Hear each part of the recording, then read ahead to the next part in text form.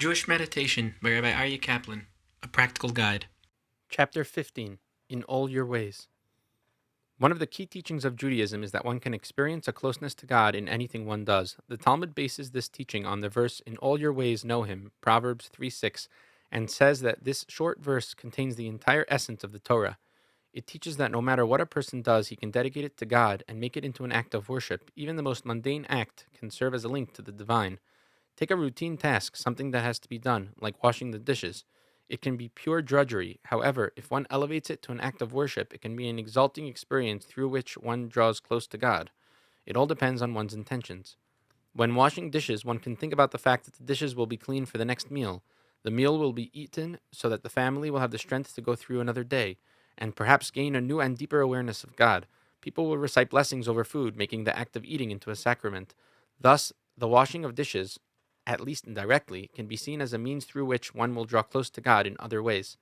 The act itself can also be an elevating experience. Imagine that you are about to prepare a meal for the person you love more than anyone else in the world. Imagine that it is not just an ordinary meal, but one to celebrate an important milestone in your lives. All the love that you feel for this person is going into the preparation of this meal. It is to be a special meal with everything just perfect. Now imagine that you are washing the dishes that are going to be used for this meal. You would want every dish to be perfectly clean and shiny, without the slightest speck or spot. The act of washing dishes would then also be an act of love. Think for a moment of the greatest love you ever had in your life. If you have ever been deeply in love, you know that there is a stage where the mind becomes almost obsessed with the one you love.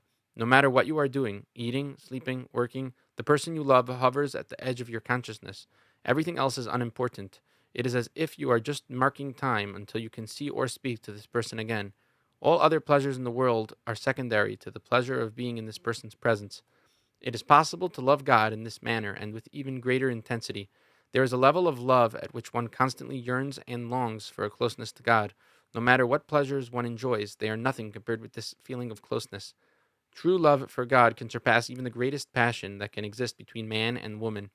When a person has such a love for God, then even an act as mundane as washing dishes becomes an expression of this love. Then, the more one concentrates on the act of washing a dish, the greater and more intense this love becomes. The act itself becomes an expression of love. The more aware we become of God's love for us, the more open we become to loving God. If we concentrate on what we are doing, even an act as lowly as washing a dish can connect us to God. We may say to ourselves, "Now I am washing a dish because I will be sharing a meal with God, and I love God more than anything else in the world." Even a mundane act can thus become a vehicle to connect God's love for us to our love for Him. It is as if God's love is on our side, our love is on the other, and the act is in the middle. This is reminiscent of our discussion of the Shema, see chapter 13. As noted there, the prayer right before the Shema ends with a statement of God's love for Israel. After the Shema, we say, "You shall love God your Lord with all your heart." We saw how the Shema, as the expression of God's unity, bridged these two loves. Therefore, when a person wishes to make an action represent the connection between the two loves, the action itself must be an expression of God's unity. This can be understood in the following manner. If God is one, then He and His will must also be one. Since God is absolutely one, then He must be identical with His will. On the other hand, things exist only because God wills them to exist. If God did not will an object to exist, it would simply stop existing. God gave each thing existence through His will, and it is only through His will that it can continue to exist. This implies that God's will is in everything. However, if God is identical with His will, then God must also be in everything. Therefore, every action and everything must be permeated with God's essence. Now imagine that you are washing the dishes. You are concentrating on the act of washing, clearing the mind of all other thoughts. Any other thought that enters the mind is gently pushed aside so that the task at hand totally fills the mind. You are totally aware of the act you are doing, and as far as you are concerned, nothing else exists in the universe. Concentrate for a moment on a dish and realize that it is an expression of God's will and essence. Although it may be hidden, there is a spark of the divine in the dish. There is also a spark of the divine in the water with which you are washing the dish. When a person develops such an awareness, then even the most mundane act can become an intimate experience of the divine. This concept is manifestly more explicit in Jewish teachings regarding eating. It is taught that when a person eats, he should concentrate totally on the food and the experience of eating it, clearing the mind of all other thoughts. He should have in mind that the taste of the food is also an expression of the divine in the food, and that by eating it, he is incorporating this spark of the divine into his body. A person can also have in mind that he will dedicate the energy that he will obtain from this food to God's service. It is taught that when a person does this, it is counted as if the food he is eating is a sacrifice on the great altar in Jerusalem. Therefore, eating itself can be a form of meditation as well as a means through which one can draw closer to God. It is for this reason that it was ordained that a blessing be recited before one begins eating. The blessing varies with each food, and a complete list can be found in most standard prayer books. Each general category of food has its own blessing. Thus, for example, the blessing over food that grows on a tree is Baruch atah Adonai Eloheinu melech haolam borei pri ha'etz. Blessed are you, O God, our Lord, King of the universe, who creates the fruit of the tree. The first thing that one notices is that the blessing is in the present tense rather than in the past. The wording is who creates the fruit and not who created. The blessing therefore immediately indicates that God's creative power is in the fruit right now, at the instant one is eating it. As soon as one has this awareness, the act of eating becomes an act of communing with the divine. I have already discussed the significance of the word blessed as it applies to God. Therefore, when we open the blessing with the words, Blessed are you, we are expressing our realization that God is immanent in all creation. When the blessing is said with deep concentration, as in the Amidah, the words themselves make us aware of this immanence. Right after that, we refer to God as our Lord, Eloheinu. As discussed before, this indicates that He makes Himself available to us and allows us to experience Him.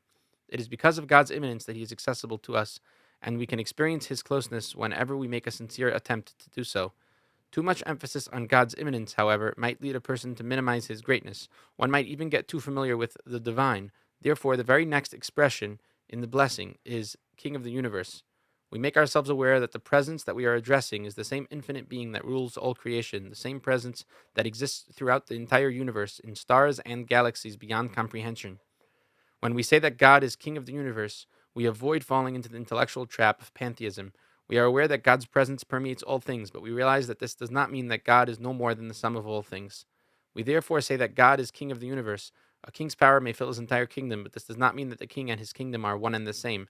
Although God's essence permeates all creation, God himself is infinitely higher than anything and everything he created. We then conclude the blessing in the appropriate manner. In our example, the conclusion is, Who creates the fruit of the tree? Other endings are, Who creates the fruit of the ground? For most vegetables. Who creates the fruit of the vine? For wine. Who brings forth bread from the earth? For bread. Who creates various nourishing foods? For grain products. And by whose word all things exist? For any food not in one of the above categories. We designate the food and make ourselves aware of God's creative power and immanence in the food we eat. The blessing should be said very slowly, with the mind cleared of all extraneous thought.